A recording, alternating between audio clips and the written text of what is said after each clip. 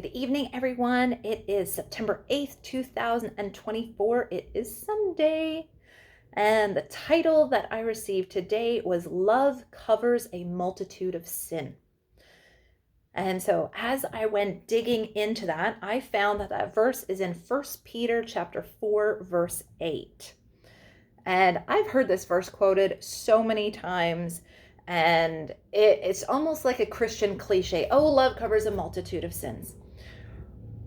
But I was blown away when I ended up digging into this and discovered a new, deeper meaning and potentially a solution to the ills of society.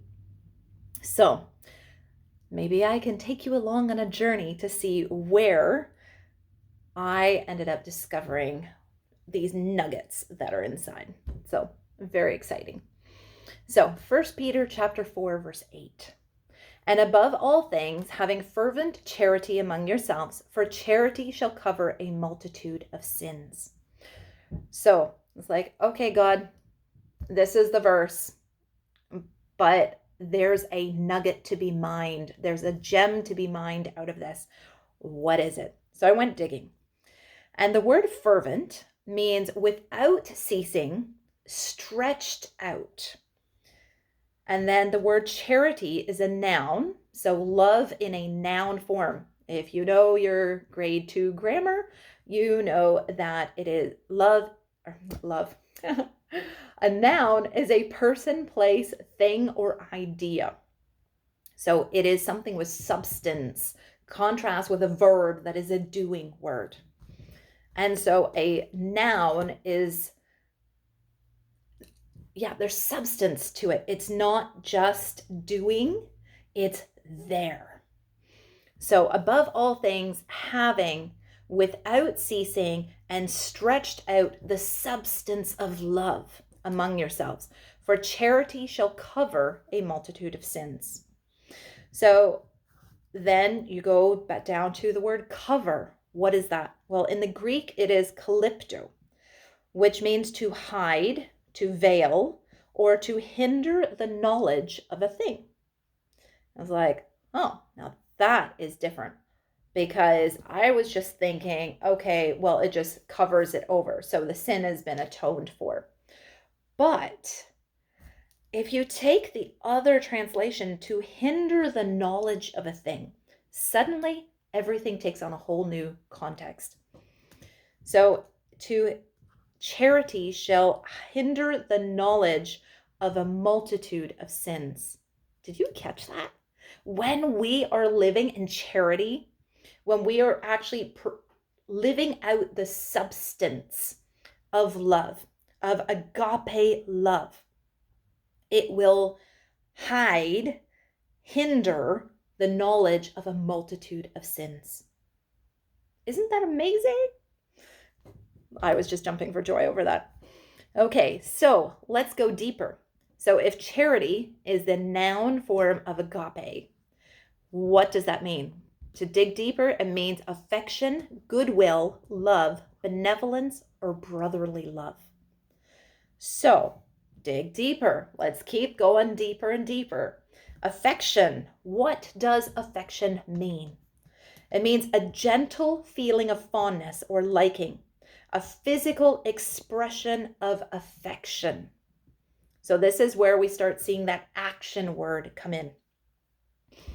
Goodwill is friendly, helpful, or cooperative feelings or attitude. So we can see, again, there's that substance of love, but it will manifest in that action. It's not just an idea, it's an idea put into action. And then benevolence is the quality of being well-meaning. Kindness, the disposition to do good, not the disposition to do evil, but a disposition to do good. Like if you think of certain people, they just have that nature and that character that they're always kind, no matter what situation you're in. They have that disposition about them, that they're consistent. And God is benevolent. And we are supposed to have his nature and his character of benevolence as well. So if we put all of that back together in Julia's translation, it says, above all things, stretching out affection, goodwill, and benevolence without ceasing, for a friendly, helpful, cooperative attitude and a gentle feeling of fondness shall hide and hinder the knowledge of a multitude of sins. Now, as I was unpacking this, I ended up finding another verse that was the opposite of this. Matthew chapter 24, verse 12. And because iniquity shall abound, so when we are breaking God's commandments, and that iniquity, the curse, is now flowing down the family tree. For the children shall be cursed to the third and fourth generations because of the father's iniquity. So, because iniquity shall abound, the love of many shall wax cold. So that is the same love, the noun of agape. So we are commanded to have fervent agape, fervent charity, which will end up hiding and hindering a knowledge of a multitude of sins. Contrast when we are full of a multitude of sins, which ends up becoming iniquity, and that just abounds and it grows generation after generation. That is when we're going to see that affection, the goodwill, the benevolence among people, that brotherly love, that loving your neighbor, it grows cold. And we've gotten to see that in our society. So think about this. If people were actually showing their brotherly love, their affection, that attitude of benevolence one to another, do you think that we would have so much fear? Would we have the anger blowing up? Would we have the bitterness developing? Would we have jealousy, strife, rebellion, abandonment, neglect, rejection, perversion, adultery, lying, stealing, murder? If everyone in the body of Christ were exuding this substance of love in action, we would be able to hide and to start putting a hindrance to the knowledge of a multitude of sins. Because as we stop walking in iniquity, and then we start teaching our children to walk in purity and holiness, to truly love their neighbor and to love God with everything that is in them, and they are loving them by keeping his commandments, there would be such a dramatic contrast that people would want what we have. And then when you start preaching the kingdom of heaven is at hand, heal the sick, cleanse the lepers, raise the dead, cast out devils, freely you have received, freely give, which is Matthew chapter 10, verse 7 and 8. There wouldn't be as much landing pads for fear. People wouldn't be afraid of dying of cancer anymore, because the power of the kingdom would be demolishing the power of cancer. The power of cleansing the lepers would be burning out that root of bitterness and anger, so that joy and peace and forgiveness could reign in that person's heart. And then, because they're not bitter and they're not angry, now their health is improving. So see how this just starts to snowball on the impact that if we can get this concept of actually putting that brotherly love, that affection back in. Now, let's go another step further. The prophets have been talking about how there's a Jezebel stronghold over North America. And that's very much where a lot of the spiritual warfare is, in order to remove that territorial principality.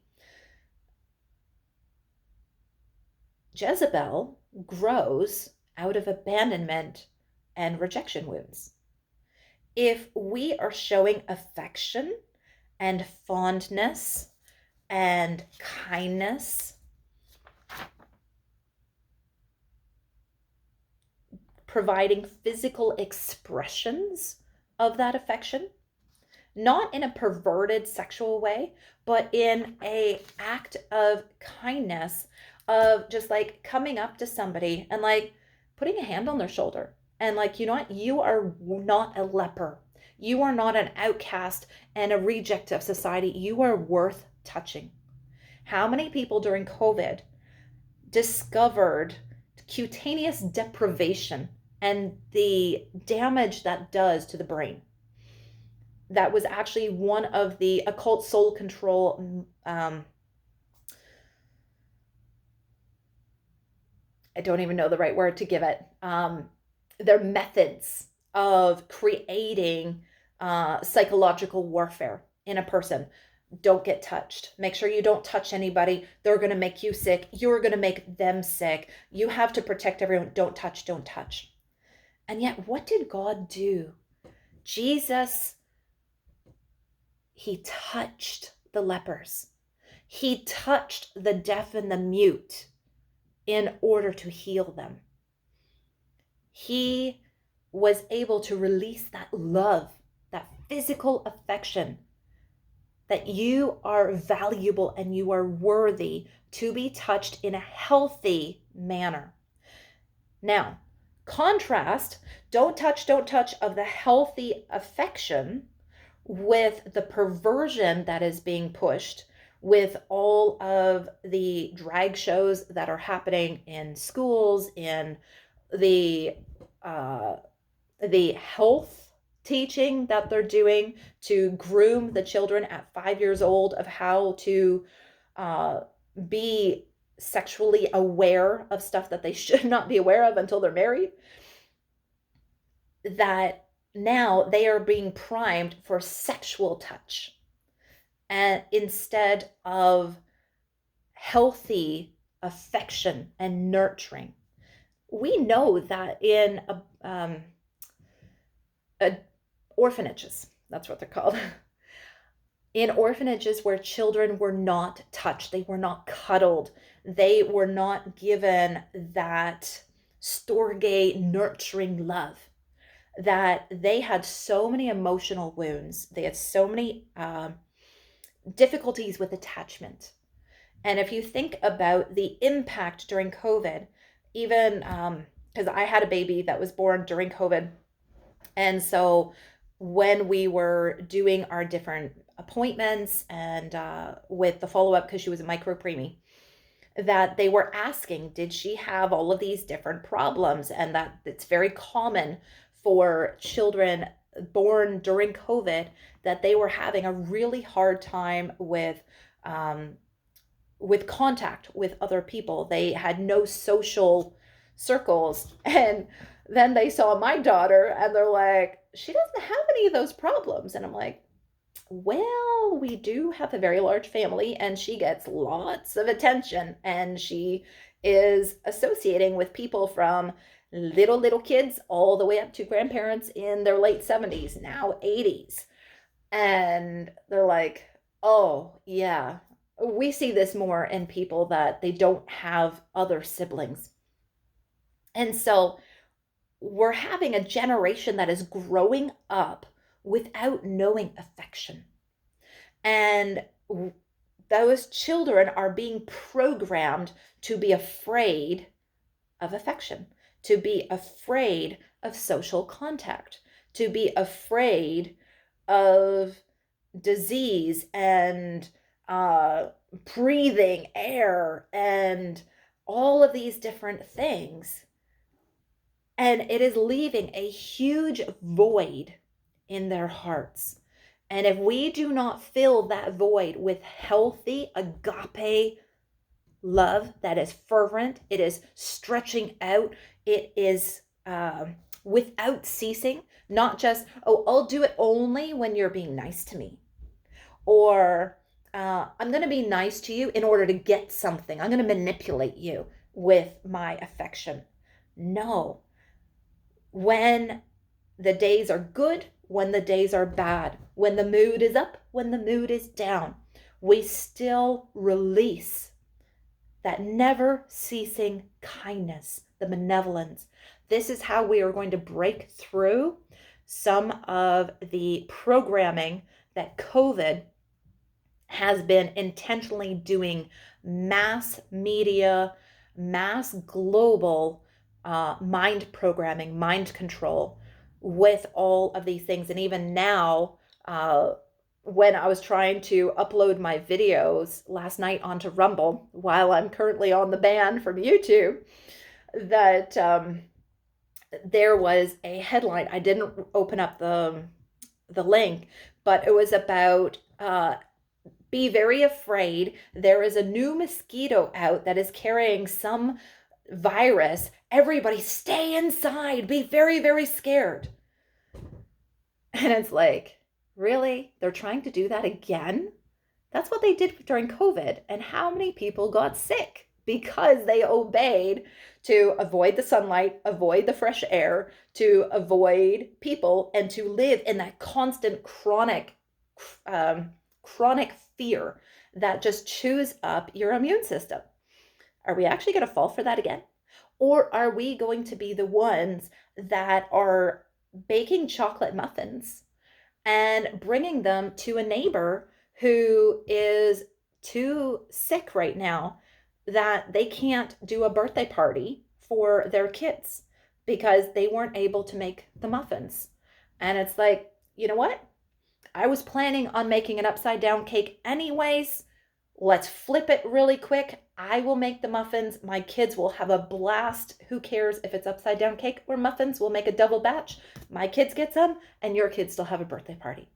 We need to get back to that affection, and not just to the people that we like, but to everybody, and allow the love of Jesus Christ, the hope of glory that is inside of us, to come out.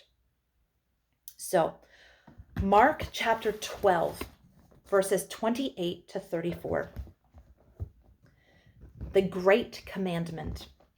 And one of the scribes came, and having heard them reasoning together, and perceiving that he had answered them well, asked him, which is the first commandment of all? And Jesus answered him, the first of all the commandments is, hear, O Israel, the Lord our God is one Lord. And thou shalt love the Lord thy God with all thy heart, and with all thy soul, and with all thy mind, and with all thy strength. This is the first commandment. And the second is like, namely this, thou shalt love thy neighbor as thyself. There is none other commandment greater than these. So, loving God, which will fill us with the ability and the power and the nature and the character of Jesus Christ. As we love him and he fills us, we will then be able to truly show that affection. And then as we are releasing that affection and we are releasing that goodwill, think about it. There was some prophet that was talking about Chicago and how there's going to be coming a revival to Chicago. And they were mentioning the crisis of fatherlessness, and how because of the extreme poverty that the crime rate is so high. If we actually showed goodwill to those single moms, and that they're struggling to try to raise children bare bones, if they were loved on almost like an adopted cousin, and we knew that they were struggling to pay their bills, and we ended up using the tithe that is supposed to go to the widows and the orphans, the tithe, I believe it's the tithe of the third year, that is supposed to be going to that specific group of people. If we actually use that, if we implemented that concept and we started helping those around, and they don't have a father, okay, but you know what? Uncle Steve can now end up bringing you under his wing, and he can be that father figure, and he can impact your life and he can provide the discipline of a father. He can provide that nurturing and that man-to-man mentorship that's needed. If we actually did that, how much would the crime drop? Because the poverty, which in the previous video was an occult form of control, if we break the power of poverty through benevolence, through goodwill, through affection, of not just an encouraging word or an encouraging touch, but actually paying some bills or providing clothing and like not even just the basics, but like, I want to say spoil that kid. That's not the right word. But showing them that, you know what, you're worth more than just the basics. You have value enough that I'm going to get you something that shows you're valuable. Each and every one of us has the power to impact people around us. And I'm going to drop a plug here now for my paradigm shift from Pharaoh's storehouse to the priest storehouse. If you go over to the YouTube channel, My Father's Witness, if you type in that title, a paradigm shift from Pharaoh's storehouse to the priest storehouse, it will pop up a playlist of 37 videos, and it shares the testimony of what we did during COVID, of how our home ended up becoming the crash mat house, where people were being abandoned, they were being forsaken, families were kicking them out, churches were abandoning them because they were not, they did not receive the mandate that they were supposed to stick a needle in their arm, and they chose not to partner with that mandate. And as a result, they ended up coming under severe persecution. And a lot of those people, God had the funniest way of bringing them to our doorstep. And at one point, we had 17 people here, and hence crash mat. We had air mattresses and couch cushions, and it was the worst of times. It was the best of times. But no one went hungry. No one went without food. Everyone's needs were met, and everyone was sharing. For the ones that needed a phone, like a cell phone, and they didn't have one, and someone else had an available one that was not in use, it was freely given. It wasn't, oh, give me $50 for the phone and then you can have it. It was freely given. And then other people that had access to food during the lockdowns, because they worked at a greenhouse, they couldn't sell it, but it was still good. That was being dropped off at my house, and then we were distributing it out to other people so that the cost of living was going down, because any free food, that means you don't have to pay part of your grocery budget for that. And as every joint supplied, and there was that camaraderie that developed, and debts got eliminated. Their houses were saved, babysitting was provided, people were pulling together to move people that were being evicted. That one person had the van, another person had the hitch for the trailer, the third person had the trailer, all joints pulling together. And then the other ones had the packing, packing tape gun. They had every joint supplied, and some had little, some had much, but it was always enough.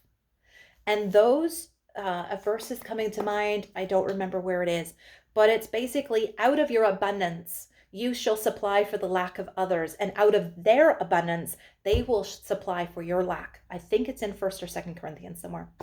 I'll try to look it up.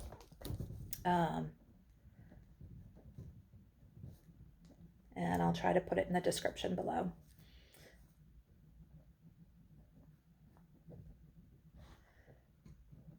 But go check out that playlist. There are so many testimonies in there, but we need to get back to giving that affection without ceasing. When times are hard, we don't pull back in self-preservation. When times are hard, that's when people need to be loved even more. When we believe that my God shall supply all of your needs according to his riches and glory, not according to what's in my bank account. Because everything that we did with the honeypot concept, with this paradigm shift and how we were helping pay people's bills, pay people's rent, pay people's debts off, pay for their vehicles, be given vehicles in order to give vehicles away. And I think the last count, I think we're up to 10 or 11 vehicles now that have been given away since the beginning of COVID. We were able to do that. The thing is, I don't work. I mean, I work my butt off, but I don't get paid for it. I mean, being a mom with a family of 12, yeah, we work a lot, but I don't get paid to be a mom. And yet, God created this blueprint and this strategy of the paradigm shift to be able to have resources to then be able to love and to serve one another. So, I want you guys to grab a hold of this and apply it. The next person that you meet, how can you show them affection? Is it a smile when you can see that they're tired or they're stressed out or they're angry and you give them a smile? Or somebody that looks very lonely, or maybe if you've got a gift of discernment that you recognize that they've got an abandonment rejection wound, maybe just actually saying hi to them and acknowledging that they exist and somebody actually sees them. They're not invisible. That can make a world of difference to somebody who might be contemplating suicide. And the fact that somebody sees them and they can speak a word into them in season, to speak living waters, a rhema word into that person's life. Imagine what it can do. Because we don't want to be pulling this affection out of our flesh. We want to be pouring that affection, that goodwill, that benevolence out of the kingdom of heaven on earth as it is in heaven. And we want to be pulling it down and releasing the storehouses of heaven into the earth. So let me know what your testimonies are. Put them down in the comments below of how you guys actually applied this. Because, hey, the testimony of Jesus is a spirit of prophecy. And the more that we start sharing testimonies, the more that we get ideas of how we can actually get on board. And sometimes we think, what can I do? I don't have a job. Or a paying job. I don't have an income. But you know what? I did have a house. I did have arms that could hug people that were crying when they had lost absolutely everything. I had food in my fridge that I could share with others, and we got to see that food multiply on the table, sometimes in the pot. And then it went to the table, and it just kept going and going and going to the table. And it was like, this Spanish rice is not stopping. It's like, it's still full. And chicken soup, it kept multiplying in the pot, and it was almost down to the bottom, and another person popped through the door because they knew that they could come to our house and we would feed them.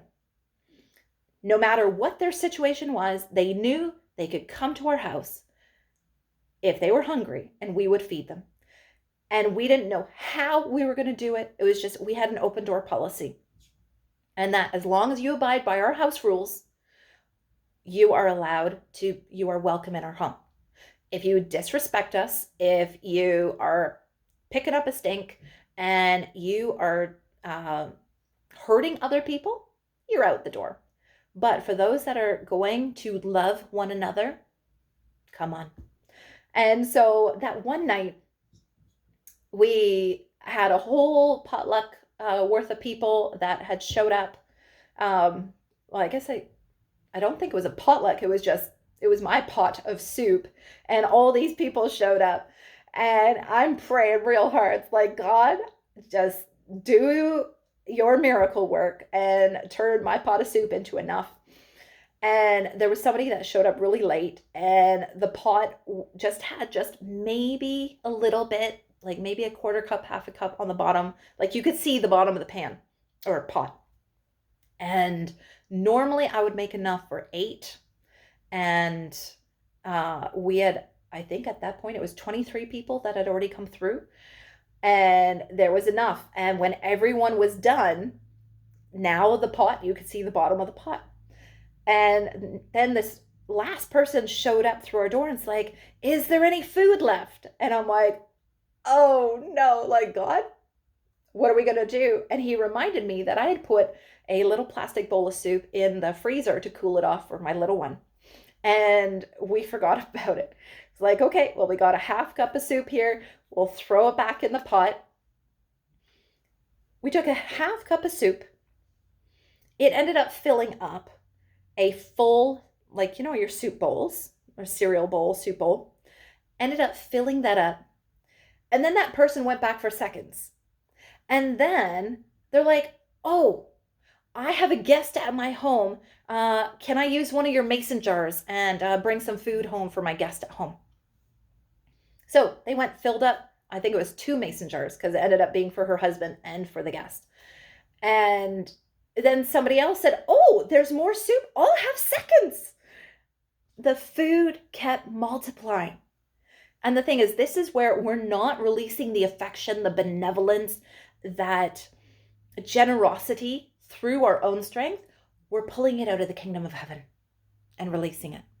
So get excited of how God is going to show up for you guys. Because if he could do it for me, he's not a respecter of persons.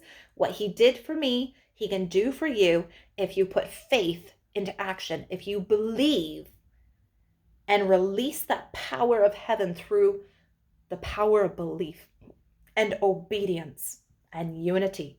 I noticed that with our home, the multiplication of unity. When the people in our home were in unity, the food multiplied. When somebody came in and they were pitching a stink and they were offended and they were angry and whatnot, all of a sudden, the multiplication would stop. And it's like, hey, what's going on? It's like, okay, wait for that. You know what? It's time for you to leave.